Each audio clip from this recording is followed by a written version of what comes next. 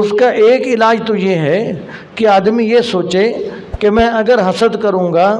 تو میں اپنا دین کا بھی نقصان کروں گا، اپنا میں دنیا کا بھی نقصان کروں گا۔ اپنا دنیا کا نقصان اس طرح کروں گا کہ میں جس سے حسد کر رہا ہوں، میرے حسد سے اس کو تو کوئی فرق نہیں پڑ رہا،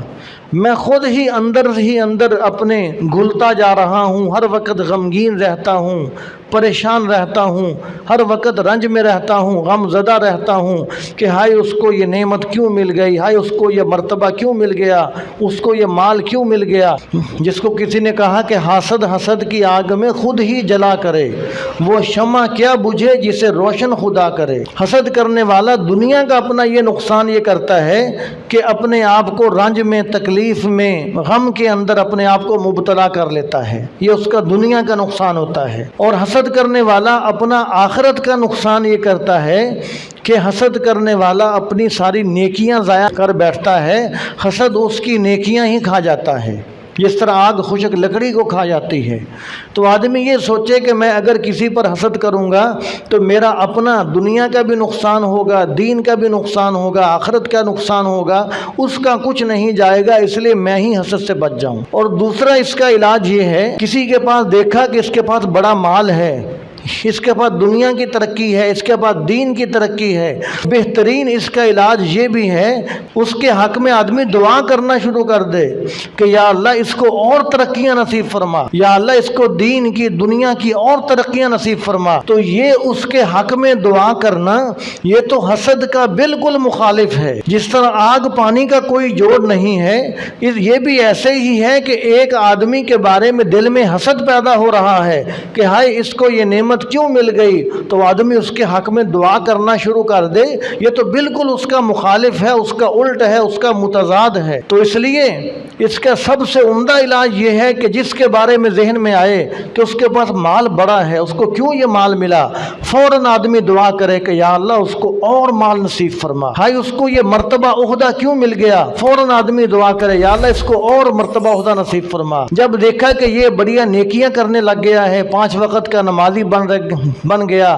سنت کے مطابق اس نے داڑھی رکھ لی ہے، شلوار ٹخنوں سے اوپر رکھتا ہے،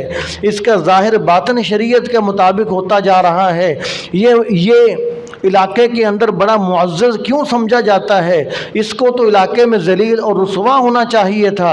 فوراً آدمی دعا کرے کہ یا اللہ اس کو دین کی اور ترقیاں نصیب فرما، اس کو اور عزتیں نصیب فرما۔ جب آدمی یہ دعا کرے گا تو فوراً شیطان کا کام ختم ہو جائے گا، فوراً شیطان کے کام پر آرے چل جائیں گے، شیطان خاک اٹھا کر اپنے سر میں ڈالے گا کہ جو میں چاہتا تھا یہ اس نے تو اس کا بالکل ہی الٹ کر دیا۔ تو اس لیے حسد کا دوسرا علاج یہ ہے کہ آدمی اس کے حق میں فوراً دعا کرنا شروع کر دے۔ اور حسد کا تیسرا علاج یہ ہے کہ آدمی یہ سوچے کہ یار میں اگر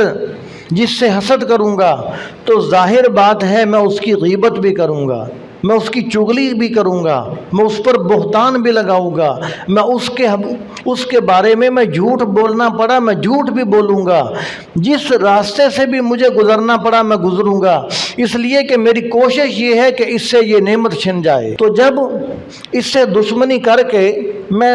غیبت کے گناہ میں مبتلا ہو رہا ہوں، چغلی کے گناہ میں مبتلا ہو رہا ہوں، بہتان کے گناہ میں مبتلا ہو رہا ہوں، جھوٹ کے گناہ میں مبتلا ہو رہا ہوں، اور ایک حسد کی وجہ سے میں کئی گناہوں کے اندر مبتلا ہو رہا ہوں، تو یہ گناہ، یہ غیبت، چغلی، بہتان، ظلم، جھوٹ، یہ تو قیامت کے دن میری ساری نیکیاں لے جائے گا۔ تو یہ میرا کیسا دشمن ہے جس کو میں اپنی مشکل سے کی گئی نیکیاں میں اپنی اٹھا کر اس کو دے دوں۔ بڑی مشکل سے نمازیں پڑھی ہیں، بڑی مشکل سے رمضان کے روزے رکھے ہیں، بڑی مشکل سے نوافل پڑھے ہیں، بڑی مشکل سے تلاوتیں کی ہیں وقت نکال کر، تو میں اپنی ساری نیکیاں اٹھا کر اس کو دے دوں تو مجھے کون عقل مند کہے گا؟ تو حاسد کو چاہیے کہ یہ سوچا کرے۔ يا أيها الذين آمنوا اتقوا الله وكونوا مع الصادقين